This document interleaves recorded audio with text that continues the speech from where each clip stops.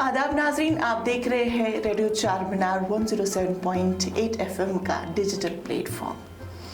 आप सभी का खैर मकदम करती हूँ और आप देख रहे हैं सीरीज़ गुज़िश्ता हैदराबाद, जिसमें हम बातचीत कर रहे हैं हैदराबाद की तारीख़ पर और इस पर हमारा साथ दे रहे हैं शहर के मारूफ मशहूर मुसन्निफ़ अदीब, मेरा मुराद है अल्लामा इजाज़ फ़रोग़ साहब, जिससे हमने अभी तक 2 एपिसोड्स रिकॉर्ड किए हैं और आज हम तीसरे एपिसोड में बातचीत करेंगे हैदराबाद की बुनियाद को लेकर। अल्लामा साहब, आपका बहुत ज़्यादा इस्तक़बाल करती हूँ। मुझे खुशी है कि मैं गुज़िश्ता हैदराबाद के उन्वान से जो प्रोग्राम नशर हो रहा है उसमें आप लोगों की याद फरमाई जी मेरे लिए मसरत का बात है। जी। गुज़िश्ता किस्त में हैदराबाद की बुनियाद, अतराफ व अकनाफ, मोहल्लों की आबादी, दवाखाने का तस्करा जी और दीगर इमारतों के ताल्लुक से भी मैंने अर्ज़ किया था। बिल्कुल। एक बात जो लायक तवज्जो है कि चार मीनार की तारीफ तो आप लोग सुन ही चुके हैं। बिल्कुल। चार मीनार के जुनूब में आजकल जब आप ये वीडियो मुलाहजा फरमा रहे हैं जी, उस वक्त एक मोहल्ला है जिसे आप शाह अली बंडा के नाम से जानते हैं। बिल्कुल। लेकिन इसका नाम पहले शहर हैदराबाद बसने से पहले वो एक देहात था, जी गांव। जी। उसका नाम था मौज़ा चंचलम। मौज़ा चंचलम। मौज़ा कहते हैं गांव को, और चंचलम उसका नाम था। बिल्कुल। कुतुब शाह का ये मामूल था कि वो रोज़ाना तड़के सुबह पाँव फटने से पहले किले से निकल पड़ता और अतराफ में जहाँ सरसब्ज़ शादाब ज़मीनें होती उसमें सैर करता। उसके साथ उसके कुछ घोड़सवार भी रहते। कभी अकेला भी निकल पड़ता, कभी सवारों के साथ भी निकल पड़ता।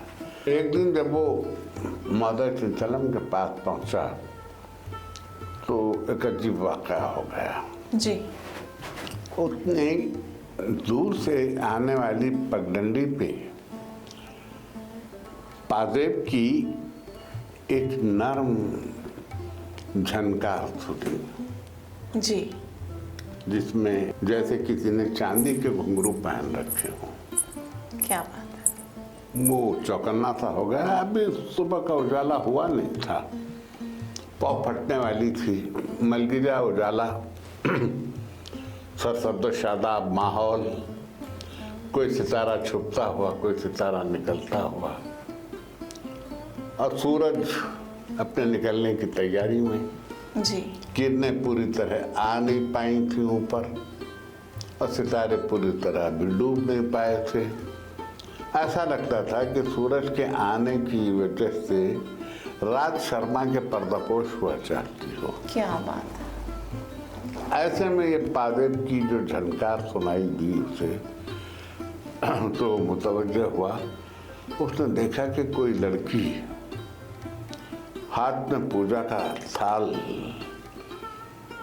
रखे हुए आहिस्ता आहिस्ता खरामा खरामा चली आ रही है।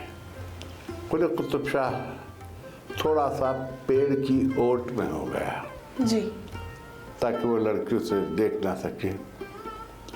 घोड़ा तो था जी, लेकिन वो इतना पेड़ की ओट में हो गया कि ना उसे घोड़ा दिखाई दे। लड़की जाते हुए तो चली गई मंदिर तक। जी। वहाँ वो मंदिर में रक़्स कर रही थी जी। और थोड़ा सा हल्का सा उजाला हो चला था। बड़े कुतुब शाह को उसका रक़्स हल्के हल्के दिखाई दे रहा था। जी। ये जो हिंदुस्तान के रक़्स हैं, जी, इनकी भी एक तारीख़ है और इनके भी अंदाज हैं। लेकिन ये रक़्स जो हो रहा था जी, ये ना भामाकल्पम था, ना कच्चीपुड़ी था, ना कथक थी, ना भरतनाट्यम था, एक अजीब व गरीब किस्म का रक्त था। ऐसे लगता था कि कोई अपने महबूब से बिछड़ा हुआ है और फिराक की तपिश उसे चैन नहीं लेने दे रही है, और इस रक्त के जरिए रक्त करने वाला अपने बदन के दावियों से अपनी तड़प का एहसास अपने महबूब से कर रहा हो। क्या बात है। ये इस रक्त की तारीफ थी। ऐसा रक्त कुली कुतुब शाह ने पहले नहीं देखा था। नहीं देखा। जब वो रक्त थमा, घुंघरुओं की आवाज़ें थम गईं, साजिदों के साथ खत्म हो गए, और अब चिड़ियों की चहचहाहट हो रही थी। यानी एक मौसीकी खत्म हुई, कुदरत की मौसीकी शुरू हुई। वो लड़की आहिस्ता आहिस्ता मंदिर से आने लगी। कुली कुतुब शाह ने अब उसको नर्म रोशनी में देखा। जी। कुशादा पेशानी, अबरू खमदार, घनी जुल्फें, माथा चंदन की तरह चमकता हुआ, रंगत ऐसी जैसे किसी ने कच्चे दूध में सिंदूर खोल दिया हो, खामत दराज, कमर का खम ऐसे कि वो तारे नज़र से भी कुछ ज़्यादा नाजुक, शरीर क्यूपिड जाने कहाँ छुपा था। उसने दोनों को एक दूसरे के लिए मबहूत जो देखा तो उसने अपना काम कर दिया तीर चला के। लड़की भी जब उसने कुली कुतुब शाह को देखा तो देखा जवानी की आमद है जी। मसें भीग रही हैं, जुल्फें पीछे से होकर कान के पास बल खा रही हैं, सुर्खो सफ़ेद रंग, कुशादी पेशानी, मजबूत कलाइयाँ, पंजा ऐसा कि किसी की कलाई थाम ले तो छुड़ाए न बने। आई जरूर करीब, रुकी, जी। थमी, लेकिन दुर्दीदा नज़र से, दुर्दीदा नज़र उसको कहते हैं जिसे आप आम जबान में चोर नज़रों से कह लीजिए। जी। तिरछी नज़र से, तिरछी नज़र से, छुपी छुपी सी वो नज़र जो देख भी रही हो और किसी को दिखाई भी न दे रही हो। जी। देख के गुजर गई। अब कुली कुतुब शाह का मामूल हो गया कि वो सुबह यहाँ आता, अपने घोड़े को कहीं दूर बांध देता और इसका इंतज़ार करता। इंतज़ार में भी एक लज्जत होती है। बिल्कुल। और ये मज़ा तो इंतज़ार करने वालों से कोई पूछे। आहट पे कान, दर पे नज़र, दिल में धड़कने, पूछो सितमकशों से मज़ा इंतज़ार का। हमसे पूछिए साहब, इंतज़ार की घड़ियाँ हमने रात काटी है, हमने दिन गुजारा है। जाने किसको रात नींद आई, किसको नींद नहीं आई, किसने करवटें बदलते बदलते रात काटी, किसने सुबह के इंतज़ार में अपना रात को तारे गिनने में सर्फ किया। ये तो कहीं तारीख में लिखा हुआ नहीं है। जी। और मैं भी कुछ कह नहीं सकता इस सिलसिले में, लेकिन मैं इतना कहना चाहता हूँ कि कुली कुतुब शाह के इस इश्क के ताल्लुक से बाद लोगों का ये ख्याल है कि ये फर्जी है। जी। बाद लोगों का ये ख्याल है कि ऐसा नहीं है। मैं कहूँ, हालांकि इसका तज़किरा है, तारीख़ फ़रिश्ता में भी इसका तज़किरा है, मासर दक्कन में भी इसका तज़किरा है कि वो एक लड़की के इश्क में गिरफ्तार हुई जो रक्कासा थी। जी। और उसका नाम भागमती था। भागमती था। लेकिन बाद मौलखीन इससे इत्तेफाक नहीं करते। जैसे डॉक्टर मुहिउद्दीन रोज़ इससे इत्तेफाक करते हैं और शिद्दत से इत्तेफाक करते हैं। हारून खां शर्मानी इससे इत्तेफाक नहीं करते। बहरहाल वो मौलखीन का झगड़ा है, लेकिन मैं आपसे और नाज़रीन से ये कहना चाहता हूँ जी कि हैदराबाद में ये दास्तान बहुत मशहूर है। ये लफ्ज़ दास्तान मैंने दानिस्ता इस्तेमाल किया है। जैसे अरब में लैला मजनू, बिल्कुल। जैसे ईरान में शीरीं फरहाद, बिल्कुल। जैसे हिंदुस्तान के शुमाल पंजाब में सोहनी महिवाल, जैसे हीर रांझा, बिल्कुल जैसे वामे खुदरा, बिल्कुल, ऐसे भागमती और कुतुब शाह, इस तरह की कई सारे दास्तान कहानियाँ। जब उन सारी दास्तानों को जिनके सीने में दिल धड़कता है उन लोगों ने कबूल कर लिया तो एक कहानी और ये भी सही।